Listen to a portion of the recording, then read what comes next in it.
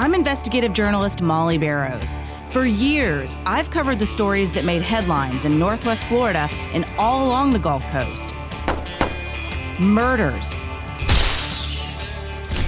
missing persons, and mysteries of all kinds.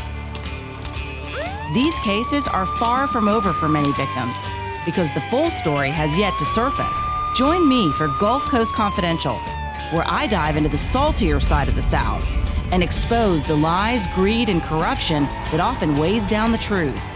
It's time to turn the tide and get a shot at justice.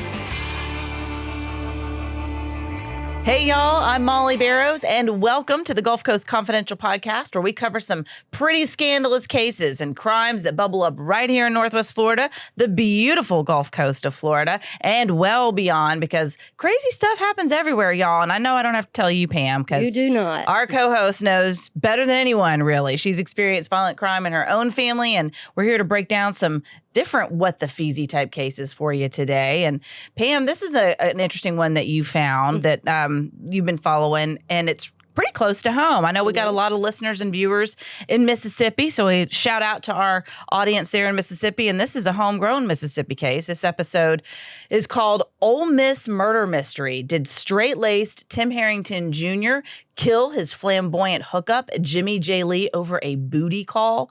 I mean, that's a mouthful. It is. And there's a lot to talk about in this case, too, because there was recently a trial. Mr. Herrington, the navy blue blazer wearing kind of guy, on trial for the murder of Jimmy J. Lee, who I think anybody would describe as just a fun-loving, flamboyant, just proud to be himself and beautiful at it kind of guy. I would not have paired them up. And I guess that's maybe what prosecutors were saying in this case, even though Jimmy J. Lee's body was never found. Police do believe that he is dead, and they think his old boy Herrington may have done it, all because maybe he had a little secret he didn't want out about their relationship. Oh, yeah. He's living a double life and a lie. And J. Lee, he, like you said, he's true to himself. He is out and he is proud. He some of his favorite activities were doing the drag shows and dressing. He liked makeup and he did his hair, and he was just fun. He's not hurting anybody. No, he's living his best life. I do love it. Speaking of that,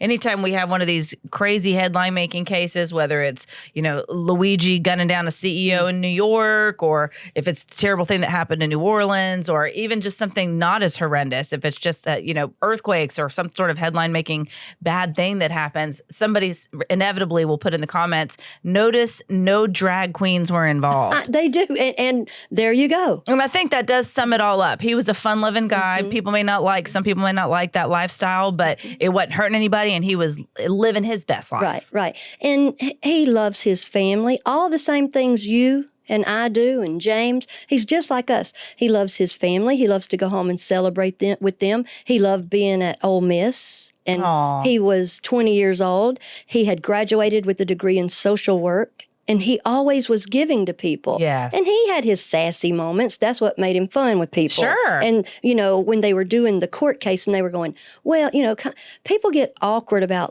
well, did he wear lipstick or who cares? Agreed. Type of thing. Makes no difference. Right. So one of his friends that had the same, kind of lifestyle and same activities and stuff, when they would ask something like that to try to seem kind of derogatory, they say, well, does he dress like this or what? And you know how people go, I get confused over pronouns and this, that, and the other. Why are we digging so deep into that? I know you and I know James. I don't have to know all about your sexual preferences or activities and stuff. It's such a small part of people. I agree. That we go in for that and decide it's prejudiced all over. It's not the black and white prejudice. It's not the man-woman prejudice. It's not the rich-poor. It's like, you're different than me.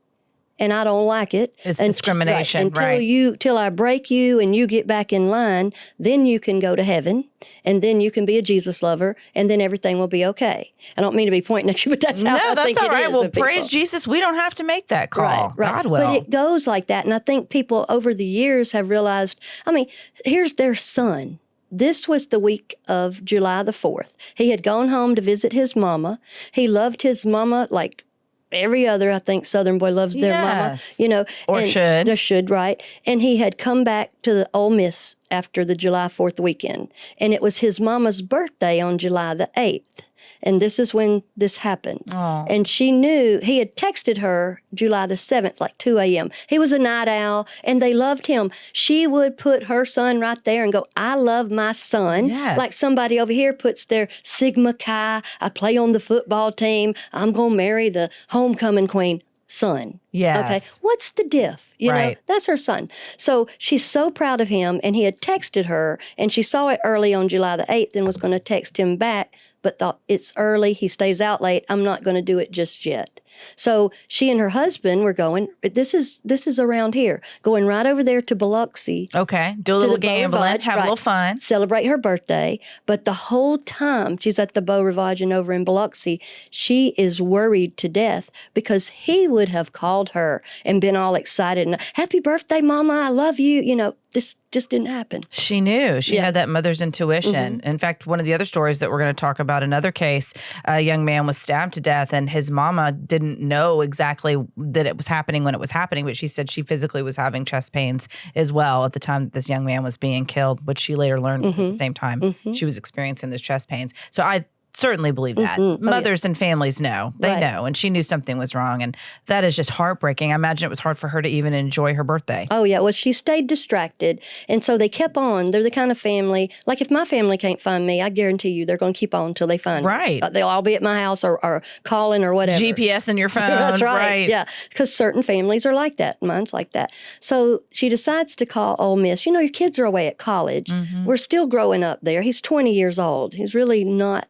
They're little birds just out of the nest, really. So they send these campus police, like with Lake and Riley, the University of Georgia campus police did such a good job on that. They're not just like some universities that have security. Right. Like where I went at Samford, we had what's called Pinkertons or the Pinkies. We had security, but I'm pretty sure most of anything that would have happened with us that needed the police department would be the city of Homewood. Right. But these bigger schools, so University of Mississippi goes to do a welfare check on him. His door's kind of ajar, Jay Lee's, and his little puppy dog, or it's not puppy anymore, but doggy, a Pomeranian named Lexie. He loved and adored her. Aww. And he had actually coaxed his mom to let him bring Lexie to college because he said, I need her. Yes. So he would have never gone anywhere without her. Actually, some of the professors said, he just bothered us to death, wanting us to designate the dog as an emotional support dog so he can come to school with him. Oh, I can understand that. So he wouldn't have left the dog, is my point there, and he wouldn't have left the door open. So this is all, like, what's happening about 5 in the morning is Jay Lee and Tim, Mr. Strait-laced, had kind of hooked up through Snapchat and some of the social media. And so Snapper. The snapper. The snapper. And that's part of the problem in here, why things took so long. We have to get the messages from Snapchat, which took about 2 weeks to do that because I guess of legal stuff. Well, that is interesting. That's a whole nother rabbit hole of legal issues and privacy issues. But when somebody's life is in danger, or in this case, we believe he's been killed or kidnapped. Certainly something bad happened. You want to know, and you want to know time is of the essence. It's important. Well, let me tell you, at 5 o'clock in the morning there, he had got a message back from Tim. He had already been over there a little earlier in the morning. So he's a night owl. And he's telling him to come back over to the apartment. Tim was telling Jay Lee to come back? Okay. And he's like, if I come back, are you going to beat me? Something to that effect. Gosh. Yeah. And so he just kept on coaxing him to come back. So he got over there. They only see Jay Lee leave his apartment on the camera. So right before he gets there, Tim has searched in a Google, how long does it take to strangle someone? And then people don't report this part, but this is the part that I kept seeing everywhere. Then it said Gabby Petito. Oh, Lord. Yeah. So there was that. So some sort of domestic violence type concerns is what it sounds like. So that's 7 in the morning, around 7 in the morning. So that's the last time anybody had seen Jay Lee. So what was some of the other evidence that the prosecution put together? Why did they think that they had enough, I guess, to try Well, what happened, Herrington? He went over there at 6:03. He left his apartment, and he got over to Tim's. I think what happened is Tim had this relationship, and he didn't want anybody to know that. And he knew Jay Lee was so flamboyant and out. And he probably didn't know if he would out him or not, but he hadn't done it in the past to anybody. Right. So he's like, my secret's out here with this guy that's very flamboyant and not necessarily, thinks anything of that. So he was calling that. He had blocked Timothy going back and forth with him like that before on Snapchat. Right, it hurts your feelings. Like, Yeah, so you're he's either like, with me or you're not. We're either dating or we're not. Right. Or whatever they're doing. Right. So he blocked him. Hooking up or not. Right. Yeah, the booty call, the DL. Right. And that's what they call it, the DL. So he had told his other friend, Jose Reyes, he had said, I'm going to meet somebody that I have previously blocked on Snapchat, and he's contacting me through an alternate account. Ooh. So that's one reason that the police know. Sounds like he's trying to come at him in a different route that's not as easily identifiable, maybe. Right. And if we could have got those Snapchat things a little earlier, things might have moved a little faster, but we didn't. Right. And so at 6:41 at Home Depot, they see Tim buying some duct tape. And he went over there and he really studied the large trash cans.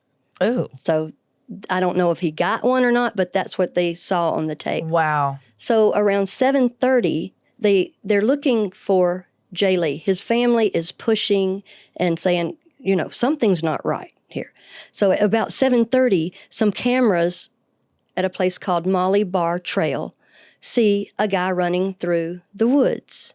And that is where they had found Jay Lee's car parked illegally. Okay. So he had gotten there, and he was running through the woods. He had on black and white shoes, some dark clothes and white clothes. Either way, it was kind of both. It wasn't just all dark or all white. But they could show that it was Tim Herrington? Well, they eventually got there because they're looking everywhere for him. But what had happened, that car had been parked illegally, and that very same day, the towing company had picked it up, but they didn't know that car was with a missing person. Wow. So this was like 2 days later. Okay. So they start going, well, he was here. Let's start looking. So they look at the gas stations, cameras. I mean, there's cameras everywhere now. It's that's true. We certainly saw that with the CEO assassination. Right. So they see him at a gas station there in those same clothes. They don't know it's him yet. They just know that this is the same person with those clothes just running through there. Gotcha. And then later, a little white Kia, like yours, had gotten stopped. And this was a guy, I don't know what they stopped him for, but some guy, and guess who's in the passenger seat? Oh, wow. Mr. Herrington. Timothy Herrington. This is the only time they get a clear picture that is who this person was. Was he wearing the same clothes? He was. He like, change your clothes, man. Oh, my gosh. I guess when you're new to murder, you overlook a few things. Right.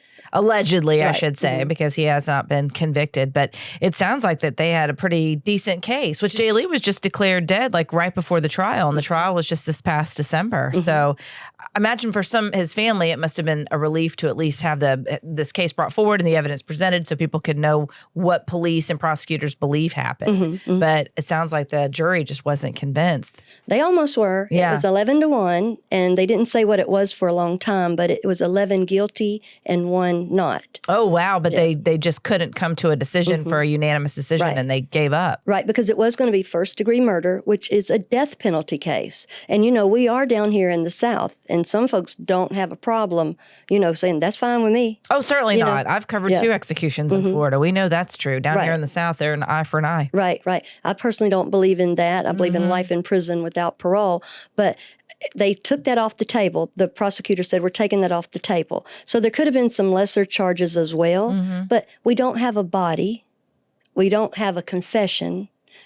This is a lot of circumstantial evidence. Right. And so what they did was play up Timothy. His parents are wealthy. They own some companies. Timothy, he's got a little podcast he does. I think it's on business or something. That's interesting. Yeah, and I've heard other people say, well, it's a big old nothing burger. And when did he start it? That I don't know. I'd be kind of curious. Yeah, I need to look into that. But his family is connected through law enforcement, and they're connected through the church.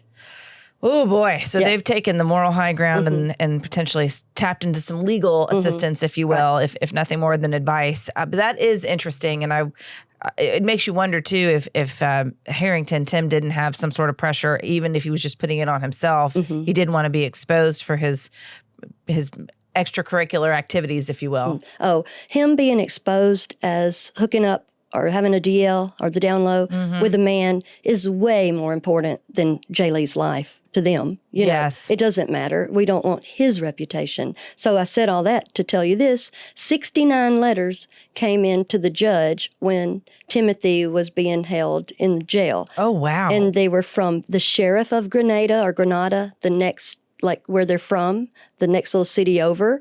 It was from 69 people in the church, a doctor, all kind of things. So this judge got all these letters, and just think, they lost all hope, his family did, because if Jay Lee is over in Grenada, which is where we think he is, because I'm going to tell you something later about why we think this. Why do we think he's in Grenada? Because Timothy, he owned a moving company with a friend, and that day that when they went to go check and do a search warrant on Timothy's parents, they looked on the Ring doorbell, and they saw Timothy going around back getting a wheelbarrow and the shovel and taking the box truck away. Oh, wow. That day, all during when all this is happening. He had on rubber boots. And so here they come around with this. He works for us. You know, if you work one day, it's not what he always does. And he's not, this is early in the morning, all this stuff is happening. So he basically, he's got this parents pulled in it now. So they're over there, and that's how they got that. Isn't that amazing? They looked on the Ring doorbell. Yes. And then the neighbor's Ring doorbell and said it. And then the poor neighbor has to come in and they go,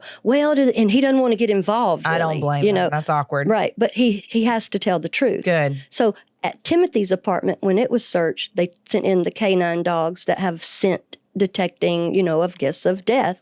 They had 3 hits in Timothy's bedroom, 1 in the den, and 1 in Timothy's car. Interesting. So you see how all this, the box truck, moving his car over there. Where's Jay Lee during all this? Right. And cadaver dogs hitting on spots in there, which could be his clothes even, if he was even exposed to a cadaver. Right. And his friend that he owns the company with, the box truck, I said that wrong, and everything, he said, we don't ask each other when we need the keys. We both have keys. But Timothy's grandfather had bought that truck for them. So he's kind of a coddled person. Yes. So it sounds like maybe some people may believe that the parents are in on this, that they know, they maybe even assisted to a certain extent in helping him dispose of Jay Lee if indeed he did kill him. Yeah, I think they would be more to the point of just ignoring it and acting like it. And what they do, accepting whatever excuse he gives them. They get up there and do the corporate cheer. It's just like these 69 letters. They were told in church to write these letters for him. And like I said, think about that. You don't know what he did, and you're writing, let him out. It's like my nephew. When people are like, well, he's been in prison or in the Chattahoochee for 10 years. Do you know what my nephew did? He slit my sister's throat so much that her head almost came off her shoulder. Right. They had to use special orthopedic tools to remove the knife blade that was wedged into her eye socket. Right. And I've had this happen to me. I had a lady who's an attorney sit there and write one of the newspapers and say, another perspective. There's no other perspective. Sharon was murdered. And it's so insulting. Now, these 69 people that wrote these letters, when they find out what he really did, and I mean, and it's the pastor and it's the sheriff and it's the doctors and stuff, this just tells you, praise God for a jury type of system that we have here. Even though it's, kind of a pain in the ass sometimes, but this one person on the jury is holding all this up. And it's in Timothy's favor this time, It could go the other way. That's interesting. Well, I can certainly see why people would wonder. I mean, I can certainly see why those 11 jurors were leaning towards convicting him. I'm not sure what was holding the other juror back, and certainly not passing judgment on that because, like you said, thank goodness we have this system and the opportunity to be judged by our peers. But it is frustrating for his family. And I thought it was interesting, too, that the Oxford Police Department also released a statement after there was a mistrial, and they just told the judge there was no way they were going to come to a decision. But basically, they said the Oxford Police Department's hearts are heavy for the Lee family as the jury was unable to reach a decision in this case. Our commitment to finding Jay Lee remains steadfast, and and our department will not waver in the pursuit of justice for him. Chief McCutcheon stated, our statement remains unshaken and our job is far from over. We have not stopped looking for Jay Lee since July 8th of 2022, and we will not stop until we bring him home to his family. And they ask for information if anybody has, and to please contact them. Yeah, he's been missing over 900 days now, and they still have the justice for Jay Lee. And this case was very interesting as far as it was real relatable to us because you have a Southern judge in there, and Timothy Herrington's attorney is a state representative in Mississippi. Oh my gosh! So it's also what is it? John Grisham, yes. Atticus Finch, all this stuff. And I watch these cases, okay, and I watched that judge up there, and he's likable. He's sweet enough and everything. And I think the defense wanted to put something in, and they were like, no. You know how they go back and forth. And he said, it sounded like he had a mouthful of marbles. He said, "It's your cross-examination. Show what you want." Like that. And right. Well, we're gonna listen to 9 minutes of the same thing, but. Good, but, right. But the judge was real sweet and he was fair. But I was just like, is this ever going to come back around to where it gets back around Jay Lee? We did everything in the world talking about Timothy and his family up there. Right. I know it should have been about Jay Lee and what it's put his family through, not having answers, having him gone, and then feeling like you do know what happened, but the system is such that there's a wall in the way. Right. And so what can we do? I think people have to be careful hooking up, especially like in college, the DL or whatever they want to call it. But here's another case of I messed up, or I think I messed up, and now there's a problem, so I'm going to kill you. Absolutely. The Google search alone, to me, is so incriminating. Oh, yeah. They said he was fascinated with Gabby Petito case. Oof. And so he coaxed this man back over there, and this man went. That tells you something about how we are as people. We're looking for love in all the wrong places, or we're looking for affection or excitement or whatever.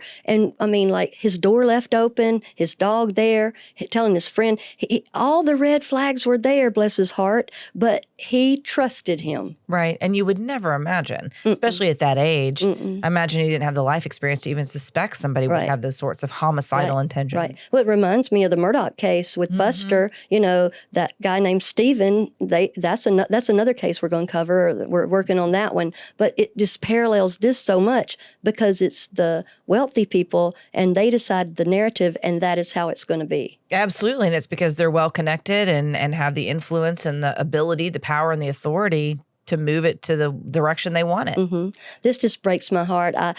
It's so sad to say. I just hope they can find Jay Lee's body. Yes, I hope so too. That would certainly bolster the prosecution's case. And I do believe they are trying to set another date for another trial. So they're not giving up on this. And hopefully in the meantime, more people will come forward with information, or they'll be able to find the evidence they need to really sink this so they can get a unanimous verdict from a jury. Right. And we just need to let people be who they are. And if you don't like their lifestyle, or you don't want to have sex with a gay person or a trans person or whatever, don't do it. Absolutely. Don't go kill them. And then go live your life and let them live theirs. Right. As long as people are consenting adults and nobody's breaking any laws, then it's nobody's business. Right. Just let people be. I agree. Awesome. Well, Pam, thank you so much for the breakdown on that case. We will certainly hope that Jay Lee's body is found and that his family gets some answers, and we'll see. We'll continue to follow this and see when they have a new trial. Thank you. Thank you so much for joining us. That is it for Ole Miss Murder Mystery. Did straight-laced Tim Herrington Jr. kill his flamboyant hookup, Jimmy J. Lee, over a booty call? We appreciate you joining us. I'm your host, writer, and producer, Molly Barrows, with co-host and researcher Pam Hill. And a big thanks, as always, to our director, editor, and production engineer, James Roy. And remember, you can listen to more of our Gulf Coast Confidential conversations wherever you listen to your favorite podcast. And you can also watch on the Gulf Coast Confidential YouTube channel. We would love it if you would like and subscribe wherever you catch your Gulf Coast Confidential episodes, and be sure to comment and we'll give you a shout out. We'll see you next time.